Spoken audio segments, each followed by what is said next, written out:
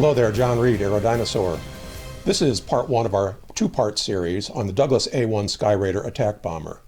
3,180 Skyraiders were built between 1945 and 1957 in variants ranging from the prototypes to the production variants AD-1 through AD-7. The later variants were redesignated in 1962. Their most widespread role was that of an attack bomber, but they were also used as radared airborne early warning, or AEW platforms, electronics countermeasures, or ECM platforms, anti-submarine warfare, or ASW platforms, and for target towing, and in the case of the multi-passenger AD-5 variant, even as a utility transport.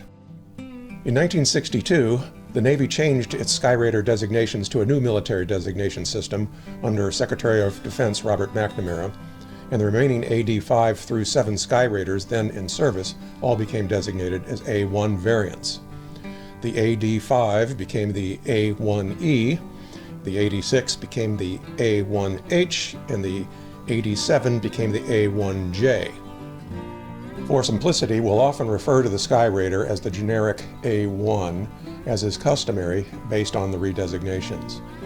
During all of its military service, it was in the company of ever-growing military jet technology, but as we'll see, the A-1 was retained because at that time it could do things that the jets could not. It was the largest single-engine piston fighter bomber produced in large numbers. Along with the competing Martin AM-1 Mauler, which enjoyed little success and a small production run, partially due to its substandard performance caused by its heavier empty weight and the complexities of its 3,000 horsepower Pratt & Whitney 28-cylinder air-cooled R4360 engine. The Maulers were all retired during 1953. The Skyraider also had the distinction of being the last piston-propeller single-engine fighter bomber operated by the U.S. military in combat, with the U.S. Air Force retiring the last ones in 1972.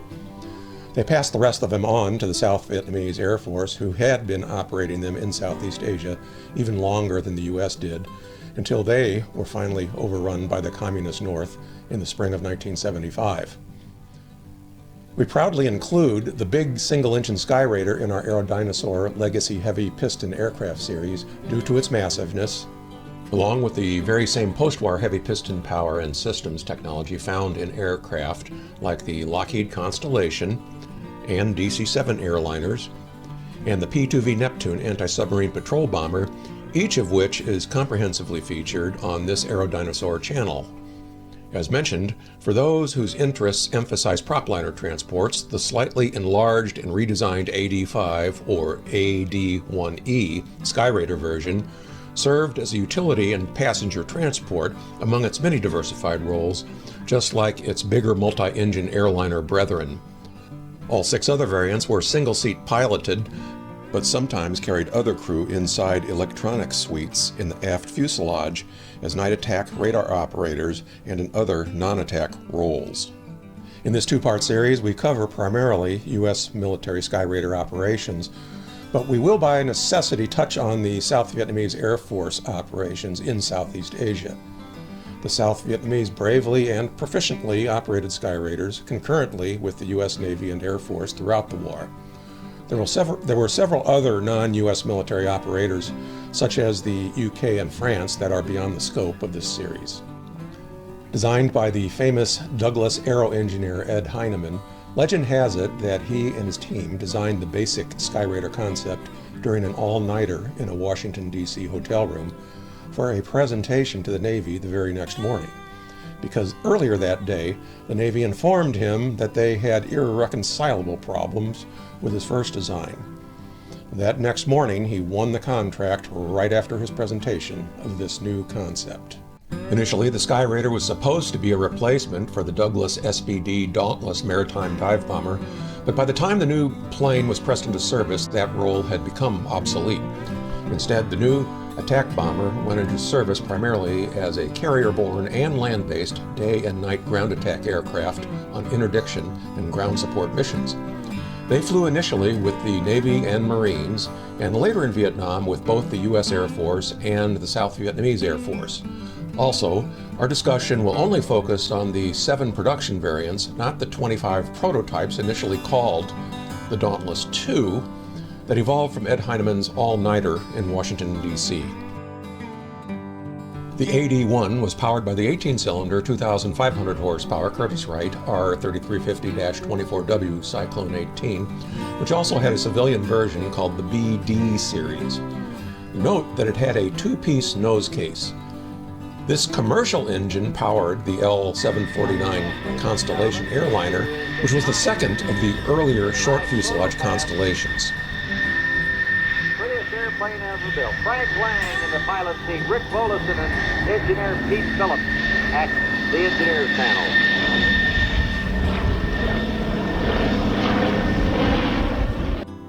The AD-2 through AD-7 comprised most of the Skyraiders produced, including the redesigned and slightly larger AD-5, seen in the background here. These were all powered by variants of the 2,700 horsepower Curtiss-Wright R3350 26W engine, which developed up to 3,000 horsepower military power in some versions. Note that it had a single-piece nose case compared to the 2-piece one on the -24W. This is the same variant that powered the P-2V-3 and -4 Navy patrol bombers, and the commercial version of this engine was the CA series, which powered the L-1049A Super Constellation, the first version of the stretched Super Constellation. The 26W CA series variant of the R3350 formed the basis for the more powerful turbo-compound engine utilized on the Lockheed P-2V-4 through 7 Neptunes and the Lockheed L-1049B through H Super Constellation airliners and military C-121 variants, and all variants of the competing Douglas DC-7 airline. Please refer to our videos on all these aircraft on this Aero Dinosaur channel for comprehensive overviews on this unusual engine. The following specification and performance details of the A-1H/AD-6 are fairly representative of the definitive single-seat A-1 Skyraiders that were in service from the 1950s into the 1970s. The slightly longer high-capacity A-1E/AD-5 was a little slower than the single-seat versions. The AD-6, or A-1H, had a wingspan of 50 feet and length was 39 feet 2 inches.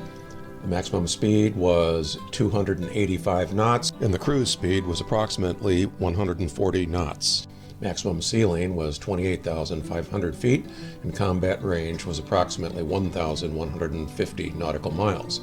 The earlier AD-2, -3, and -4 variants quickly proved themselves with the U.S. Navy and Marines in the Korean War, where their carrier-borne and land-based aircraft destroyed North Korean airfields, bridges, barracks, convoys, dams, causeways, and railroad properties, of course at great cost. The Skyraider could carry up to 8,000 pounds of ordnance such as rockets, iron bombs, and napalm canisters, and full buckets of 20mm ammunition to feed its 4 wing-mounted cannons. They did this in concert with the lighter carrier and land-based Vought F4U-4 and -5 single-engine Corsairs, and the heavier land-based twin-engine Grumman F-7F Tiger Cat that flew only with the Marines, both powered by the Pratt & Whitney 18-cylinder R2800 Advanced C-Series radial engines with a similar configuration to the R3350. The Skyraider and all its other Korean War contemporaries were painted in overall dark navy blue.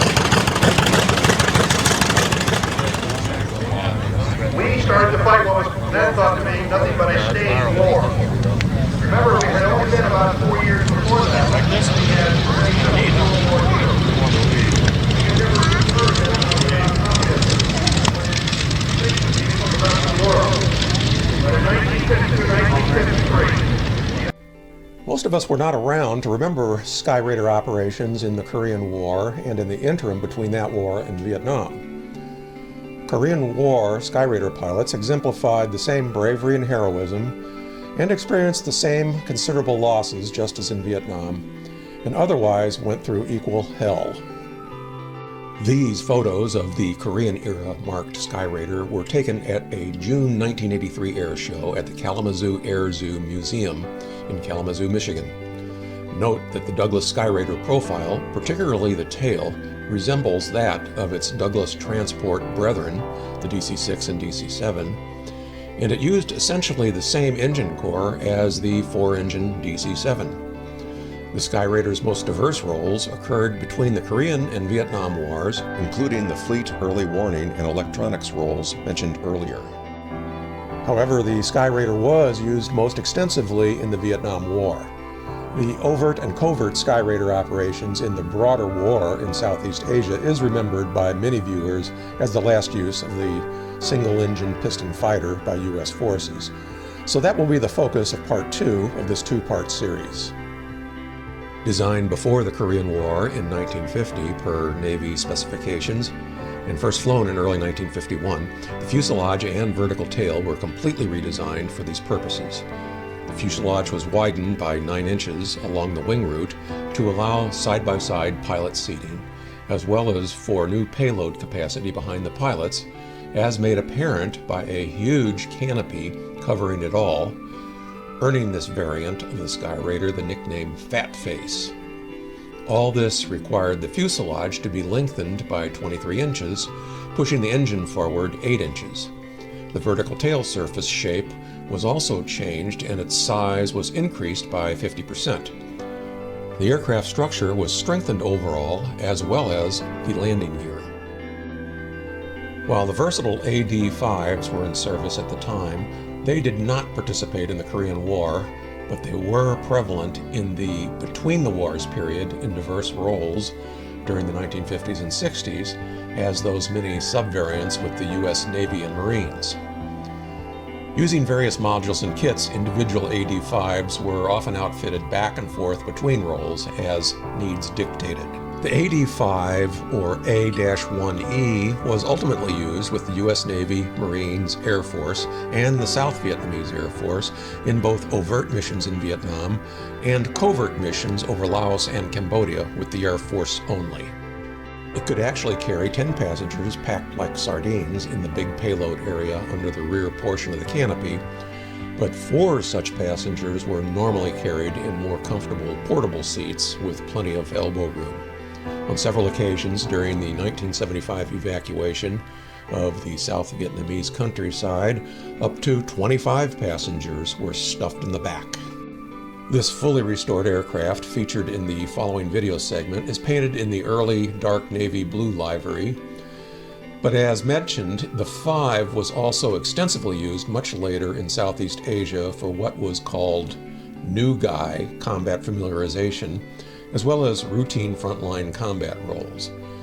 Note the rear canopy is tinted dark blue, causing the utility space to be called the Blue Room.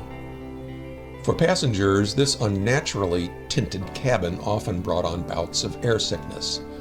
Let's have a look at a restored AD-5 on a demonstration flight in 2016 at an air show at Spirit of St. Louis Airport.